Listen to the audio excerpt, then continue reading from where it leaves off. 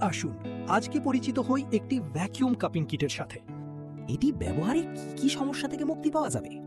পিঠের ব্যথা, কোমরের ব্যথা, ঘাড়ের ব্যথা, জয়েন্ট পেইন, রক্তনালীতে রক্ত প্রবাহ বাড়াবে, শরীর সতেজ ও সক্রিয় রাখবে, মাংসপেশির টান ও ক্লান্তি দূর করবে, শরীরের টক্সিন বের করে স্নায়ু শিথিল করবে, সেলুলাইট কমাবে, এতে মানসিক চাপ কমবে এবং ঘুম হবে প্রশান্তি।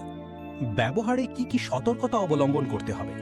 যেখানে ক্ষতস্থান আছে সেখানে ব্যবহার করা যাবে না। যাদের চর্মরোগ আছে তারা অল্প সাকশনে ব্যবহার করতে পারবেন। সমস্যা মনে হলে ব্যবহার থেকে বিরত থাকতে হবে।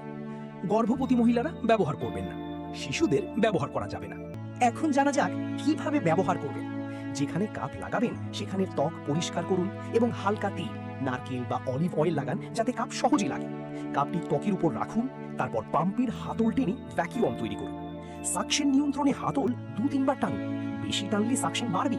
প্রথমবার হালকা রাখুন।